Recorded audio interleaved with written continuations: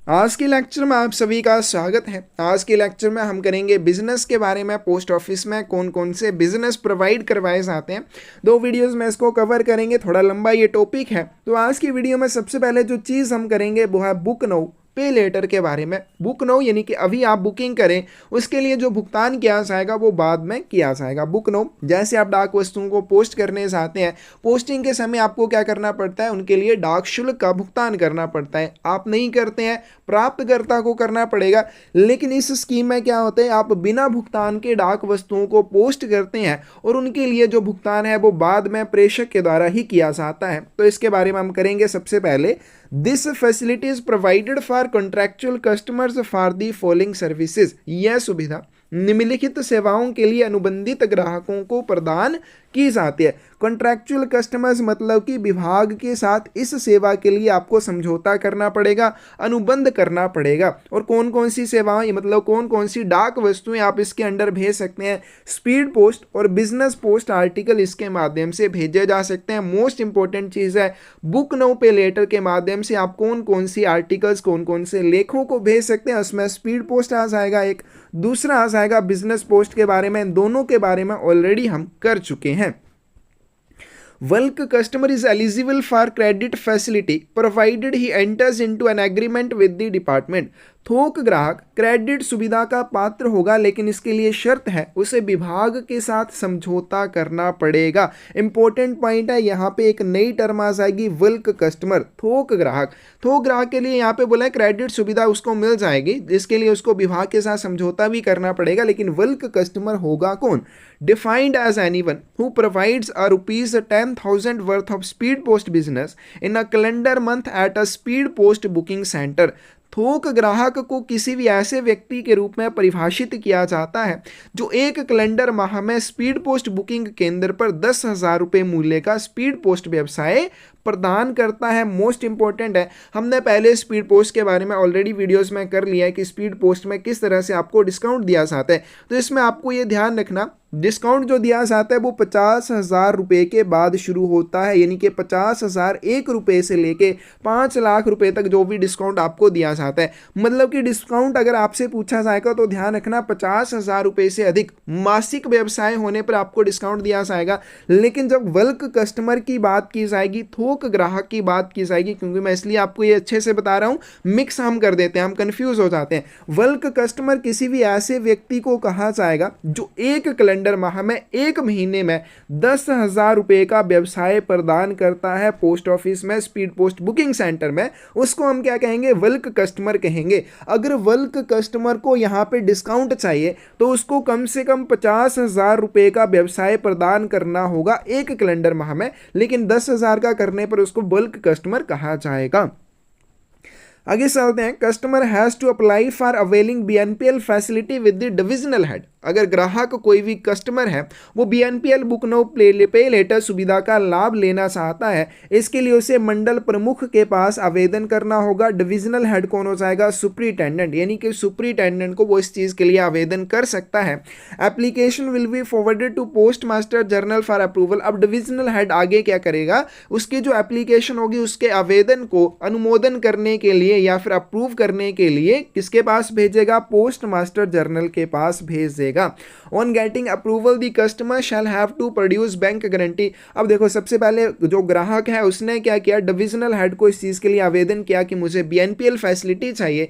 Divisional head superintendent क्या करेगा? उसके आवेदन को आगे पोस्ट मास्टर को भेजेगा अप्रूव करने के लिए। जब उसको अप्रूवल मिल जाएगा उसके बाद क्या हो जाएगा? Customer shall have to produce bank guarantee. उसे बैंक से गारंटी प्रस्तुत करनी होती है। अब ऐसा क्यों होता है? क्योंकि देखो, पोस्टिंग उसने कर दी, जिसके लिए भुगतान वो बाद में करेगा। लेकिन मान लीजिए अब उसने पोस्टिंग कर दी और बाद में उसने भुगतान भी नहीं किया, तो पोस्ट ऑफिस क्या करेगा? तो इस तरह से उसको बैंक की गारंटी भी देनी पड़ती है, ताकि वो ऐसा कुछ भी करे तो एटलीस्ट उसके जो भी चार्जेस बनते हैं वो रिकवर किए जा सकें। आगे चलते हैं। Then he can tender speed post or business parcel articles in bulk at booking office every day without making any payment at the time of booking. फिर वह क्या कर सकता है, बुकिंग के समय मतलब जो आर्टिकल्स को बुक करने के लिए आता है उसको वहां पे भुगतान नहीं करना पड़ेगा। वो हर दिन बुकिंग कार्यालय में थोक में बड़ी संख्या में speed post or business parcel लेख प्रस्तुत कर सकता है, क्योंकि उसको जो भुगतान करना है उन स्पीड पोस्ट आर्टिकल्स के लिए, बिजनेस पार्सल के लिए, वो बाद में करना है। Contract will be applicable for a period of 1 year and approving authority shall renew the contract on an annual basis।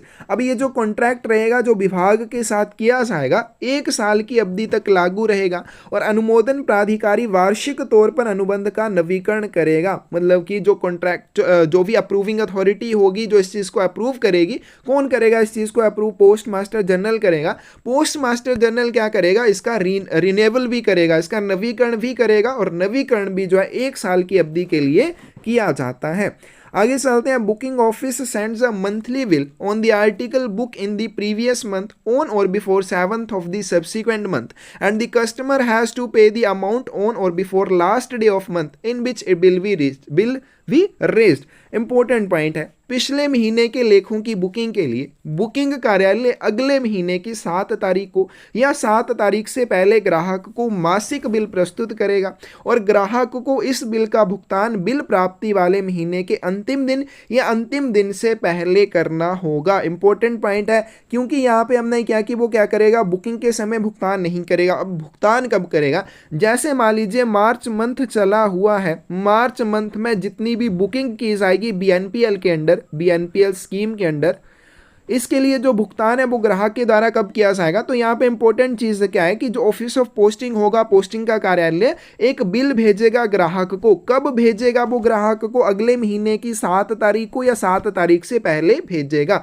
और बिल की प्राप्ति वाले महीने के अंतिम दिन या अंतिम दिन से पहले ग्राहक को उसका भुगतान करना पड़ेगा। इंपॉर्टेंट पॉइंट है, समझ के याद करना है। आगे चलते हैं। BNPL bill will be prepared on monthly basis calendar month by the office of posting. Important point ये भी हो जाएगा कि बुक नो पे लेटर में जो बिल तैयार किया जाता है वो कैसे किया जाता है, मासिक आधार पर किया जाता है, मंथली बेसिस पर किया जाता है।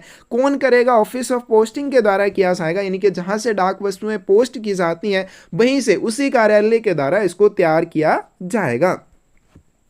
The bill will be raised by 7th day of the following month. Bill जो अगले महीने की 7 तारीख तक पेश किया जाएगा। मतलब यहाँ में ऊपर भी जैसे हमने कर लिया कि जैसे मार्च महीने की जितनी भी बुकिंग रहेगी उसके लिए जो बिल है वो ग्राहक को कब भेजा जाएगा, ऑफिस ऑफ पोस्टिंग के द्वारा अप्रैल महीने की 7 तारीख को या 7 तारीख से पहले वो ग्राहक को प्रस्तुत किया जाएगा और जिस महीने में ग्राहक को बिल प्रस्तुत किया जाता है उस महीने के अंतिम दिन या अंतिम दिन से पहले ग्राहक को उसका भुगतान करना होता है।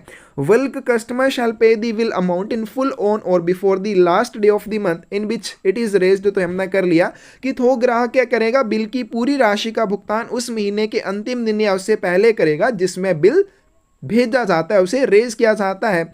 इफ नॉट पेड, अगर वो इसका भुगतान नहीं करता है within the due date, जो भी ड्यू डेट है मतलब कि उस महीने के आखिरी दिन या उससे पहले अगर उसका भुगतान नहीं करता है, a penalty eight the rate of 12% will be charge. तो यहाँ पे उसके ऊपर जुर्माना लगाया जाएगा। कैसे लगाया जाएगा, 12% प्रति वर्ष की दर से उसके ऊपर जुर्माना लगा दिया जाएगा।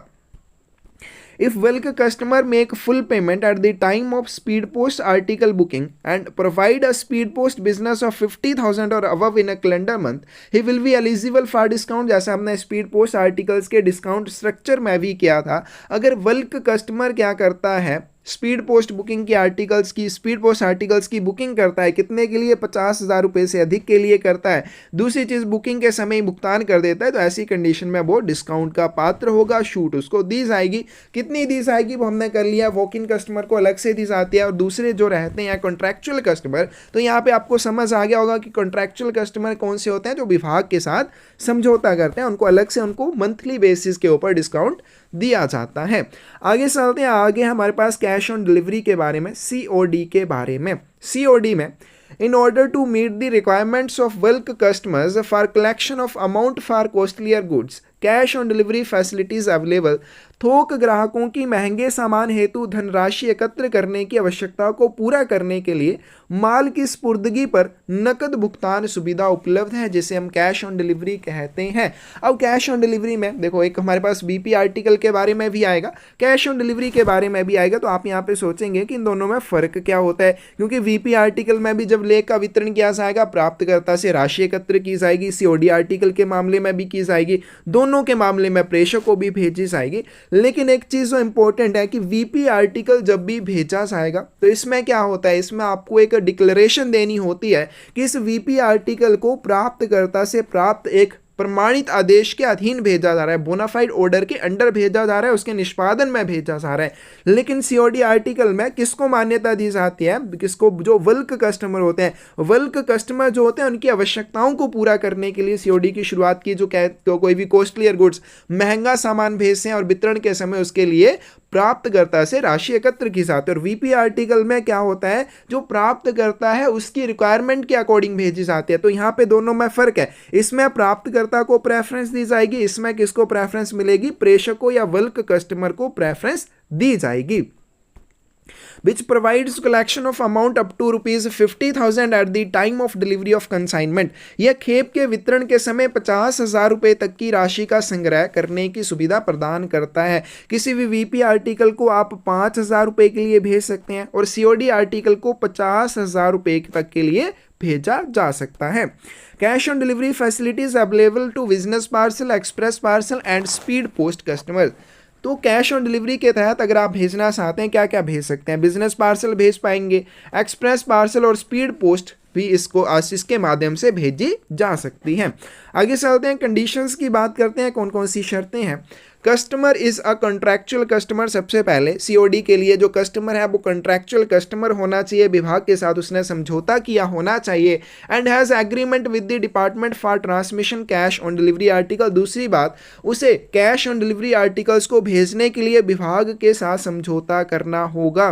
दूसरी बात, amount specified for recovery from addressee for COD article shall not exceed ₹50,000। दूसरी बात, सीओडी आर्टिकल के लिए जो प्राप्तकर्ता से राशि एकत्र की जानी है वो 50,000 रुपए से अधिक नहीं होनी चाहिए। And shall not include a fraction of rupees. दूसरी बात, इसमें रुपए का अंश भी शामिल नहीं होना चाहिए। जैसे कि एग्जांपल ले लेते हैं, आपने सीओडी आर्टिकल भेज दिया 50 रुपए 50 पैसे का, तो ऐसा नहीं होना चाहिए क्योंकि फ्रैक्शन इसमें रुपए की नहीं होनी चाहिए। आप जब भी भेजेंगे फुल रुपीज के लिए होनी चाहिए, 50 रुपए 100 रुपए के लिए, इस तरह से होनी चाहिए, साथ में पैसे इंक्लूड इसमें नहीं होने चाहिए।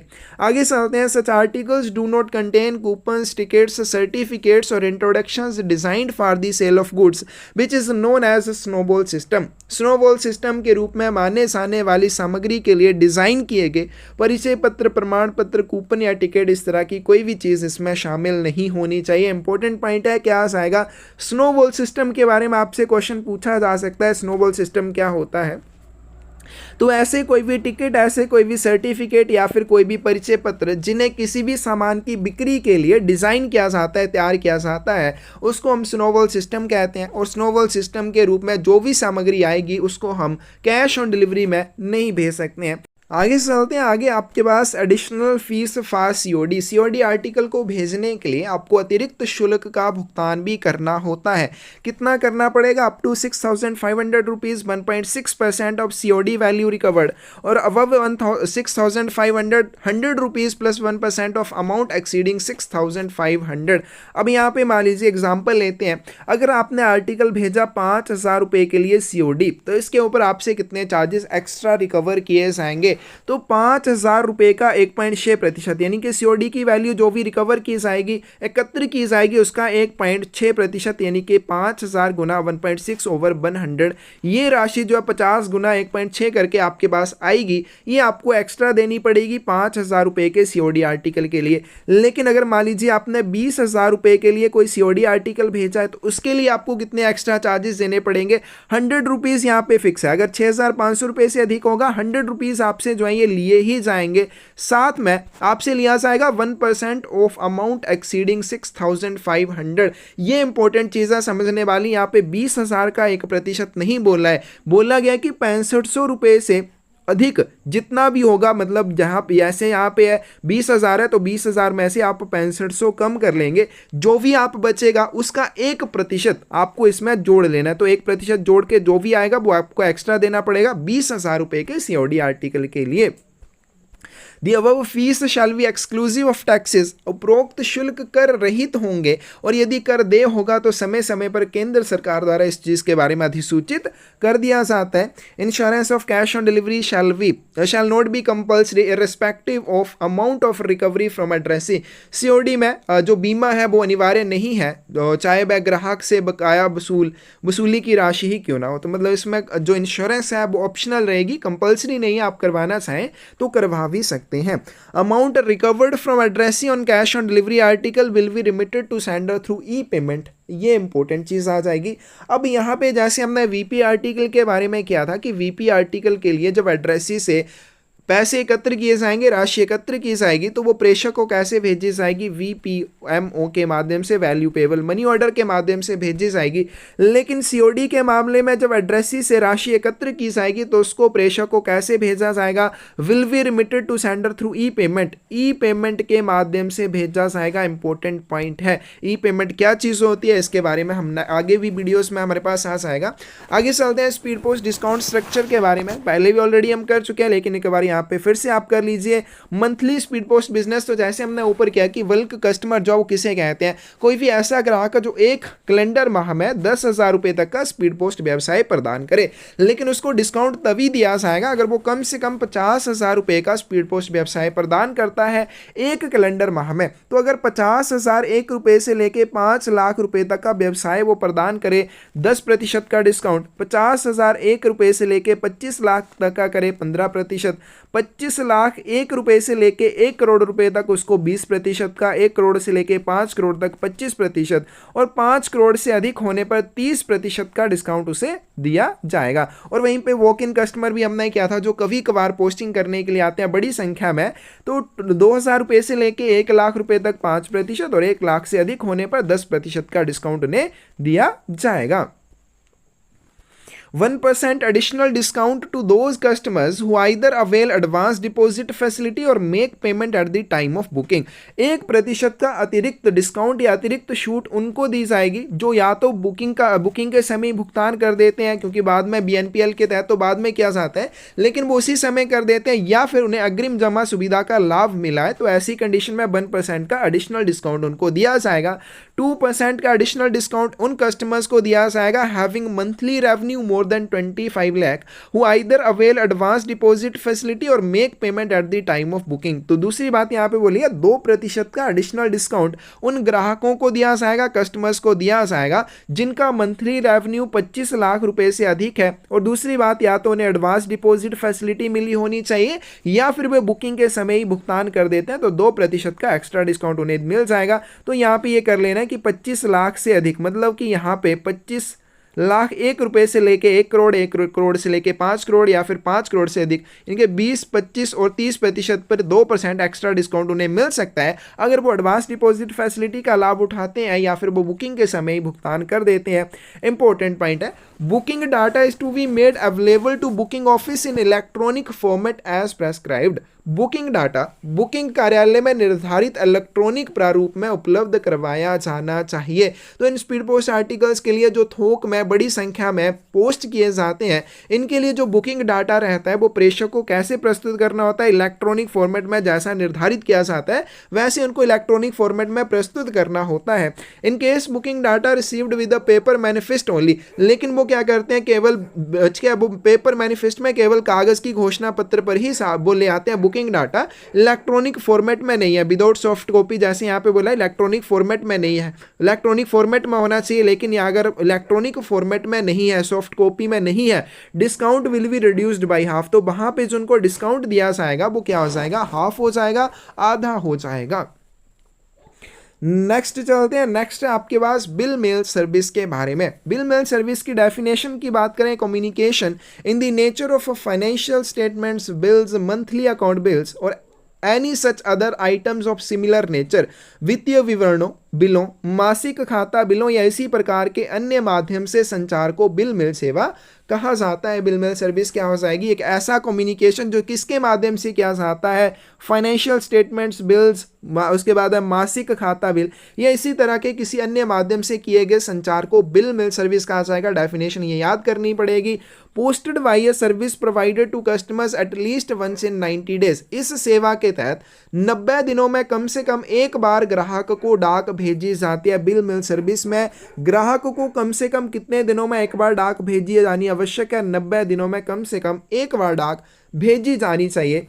The bill mail service does not include, bill mail service में कौन सी चीजें शामिल नहीं होंगी? Communication in nature of letter mail और हैविंग पर्सनल कम्युनिकेशन और exclusive commercial publicity material. Bill mail सेवा में पत्र डाक के माध्यम से कोई संचार नहीं होना चाहिए, व्यक्तिगत संचार नहीं होना चाहिए और अन्य वाणिज्य प्रचार सामग्री भी शामिल नहीं होनी चाहिए। इस तरह की कोई भी सामग्री आप विल मेल सेवा के तहत नहीं भेजेंगे।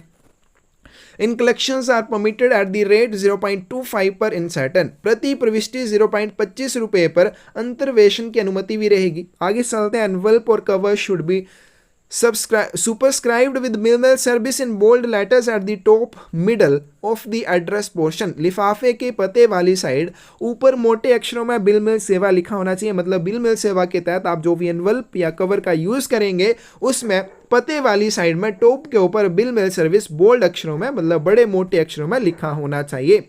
In will mail service, minimum quantity of articles to be posted at a time is 5000। Most important चीज़ है, will mail सेवा के तहत एक बार में पोस्ट करने के लिए आपके पास लेखों की न्यूनतम संख्या कम से कम 5000 होनी चाहिए। अगर 5000 से कम है, बिल मेल सेवा के तहत आप आर्टिकल्स को पोस्ट नहीं कर सकते हैं। पोस्टेज चार्जेस की बात करें, अप टू 50 ग्राम से 50 ग्राम तक आपको 3 रुपये का भुगतान करना पड़ेगा। फॉर एडिशनल 50 ग्राम्स या फिर फ्रैक्शन उसकी जो भी रहेगी 2 रुपये का भुगतान उसके लिए करना पड़ेगा। Customer is required to hand over bill mail articles which is fully sorted pin code wise and bundled. Delivery post office wise at the identified post office. ग्राहक बिल मेल सेवा को पिन कोड के अनुसार छंटाई करके प्रस्तुत करेगा तथा बंडल डिलीवरी चिन्हित डाक घरों में डाक घर के अनुसार होगी। इंपॉर्टेंट पॉइंट है, क्या बोला गया है? अब जो भी कस्टमर क्या करेगा, बिल मेल आर्टिकल्स को पोस्ट ऑफिस में लेके आएगा, वो ऐसे ही नहीं उनको उठा के ले आएगा। वो कैसे करेगा? वो पूरी तरह से अच्छी तरह से उनकी छंटाई की गई होनी चाहिए, फुली सॉर्टेड होने चाहिए और किसके अकॉर्डिंग होने चाहिए? पिन कोड के वाइज होने चाहिए। पिन कोड के अनुसार इनकी छंटाई की गई होनी चाहिए। And bundled delivery post office wise at the identified post office. और बिल मेल सेवा आर्टिकल्स का जो वितरण किया जाएगा वो कैसे किया जाएगा? बंडल डिलीवरी, मतलब उनके बंडल डिलीवरी की जाएगी, बंडलों में बनाकर उनका वितरण किया जाएगा। कैसे किया जाएगा? पोस्ट ऑफिस बाइज किया जाएगा, डाकघर के अनुसार किया जाएगा। तो पहली बात, वो जब कस्टमर इनको पोस्ट करेगा पिन कोड के वाइज इनको लेके आएगा और बंडल डिलीवरी इनकी की जाएगी। कैसे की जाएगी? पोस्ट ऑफिस बाइज की जाएगी। और कहाँ पे की जाएगी? निर्दिष्ट डाकघरों में, चिन्हित डाकघरों में की जाएगी। और इसमें कोई भी क्रेडिट फैसिलिटी नहीं दी जाती है। There is no credit facility.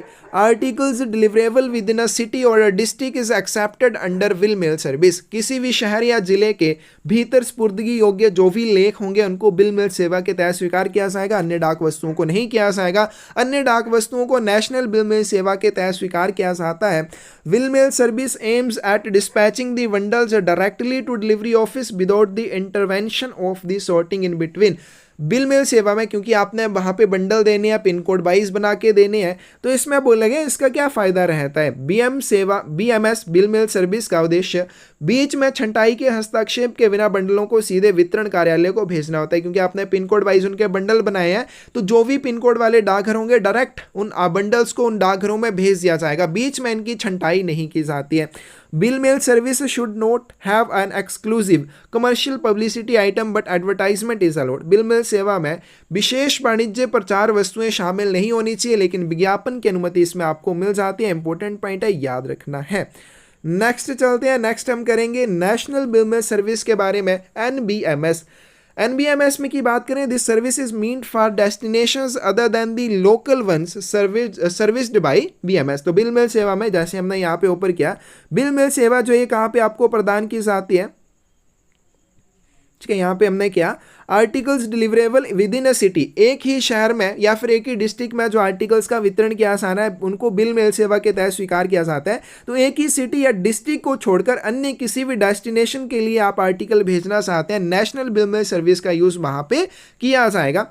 National bill mail service articles are accepted at VMS centres. अब नेशनल बिल मेल आर्टिकल्स जो है वो कहीं अलग पे स्वीकार नहीं किए जाएंगे। तो जो बिल मेल सर्विस सेंटर होते हैं जहां पे bill mail service article accept किए जाते हैं, वहीं पे national bill mail service articles भी एक्सेप्ट कर लिए जाएंगे। Articles have to be submitted in pin code wise bundle, लेखों को पिन कोड के अनुसार बंडलों में बनाकर जमा करना होगा जैसे बिल मेल सर्विस को किया जाता है। Minimum quantity to be posted is 10,000। Most important चीज आ जाएगी, बिल मेल सर्विस के लिए लेखों की संख्या कम से कम 5,000 होनी चाहिए। National bill mail service articles के मामले में लेखों की संख्या कम से कम 10,000 होनी चाहिए एक बार में पोस्ट करने के लिए। Under this service the articles can be sent to any destination in India, और इस सेवा के अंतर्गत भारत में किसी भी स्थान के लिए वस्तुएं भेजी जा सकते हैं। बिल मेल सर्विस में केवल एक ही सिटी या डिस्ट्रिक्ट के भीतर जो वितरित की जाएंगी वही भेजी जाएंगी, लेकिन नेशनल बिल मेल सर्विस में भारत के भीतर आप किसी भी जगह के लिए आर्टिकल को भेज सकते हैं। आगे चलते हैं। These articles will be treated as first class articles providing air transmission. इन डाक वस्तुओं को प्रथम श्रेणी लेखों की तरह माना जाता है और हवाई प्रसारण भी दिया जाता है। टैरिफ की बात करें, चार्जेस कैसे लिए जाते हैं, 50 ग्राम तक 5 रुपये याद रखने हैं। उसके बाद प्रत्येक 50 ग्राम या उसके पार्ट के लिए 2 रुपये का भुगतान आपको करना पड़ेगा। Sorted bundles will be sent by customer through speed post registered parcel on payment of additional charges। अब ये जो बंडल बनाए जाएंगे ग्राहक के द्वारा पिन कोड के अनुसार जो बनाकर पोस्ट ऑफिस में दिए जाएंगे पोस्टिंग के लिए, इनको बोला गया अतिरिक्त डाक शुल्क का भुगतान करके आप स्पीड पोस्ट या रजिस्टर्ड पार्सल के रूप में भी भेज सकते हैं। आगे चलते हैं। आगे आपके पास डायरेक्ट पोस्ट के बारे में।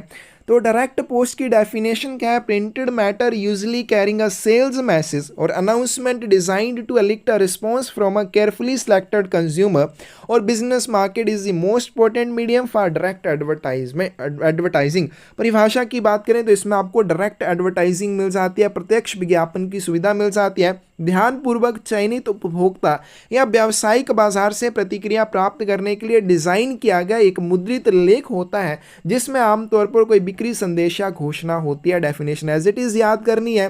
Direct mail can be both addressed as well as unaddressed. तो इसमें आपको कोई चीज़ जो ध्यान में रखनी है वो क्या रखनी है कि जो डायरेक्ट मेल होती है, डायरेक्ट मेल में आपके पास दोनों तरह के आर्टिकल्स होते हैं, एक एड्रेस्ड, ठीक है, दूसरे अनएड्रेस्ड भी होते हैं। एड्रेस्ड मतलब जो किसी को संबोधित किए गए हों और अनएड्रेस्ड जो किसी को संबोधित ना किए गए हों, इनके ऊपर कोई भी पता ना हो। तो डायरेक्ट मेल में ये दोनों आते हैं, एड्रेस्ड भी और अनएड्रेस्ड भी। Direct post is the unaddressed component of direct mail. अब दूसरी चीज़ यहाँ पे बोलिए, क्योंकि डायरेक्ट मेल में आपके पास एड्रेस्ड और अनएड्रेस्ड दोनों तरह के आर्टिकल्स शामिल होंगे। तो डायरेक्ट पोस्ट जो है ये क्या होती है, जो अनएड्रेस्ड आर्टिकल्स होते हैं, अनएड्रेस्ड कंपोनेंट होते हैं डायरेक्ट मेल के, वो कौन से आ जाएंगे? डायरेक्ट पोस्ट में आ जाएंगे।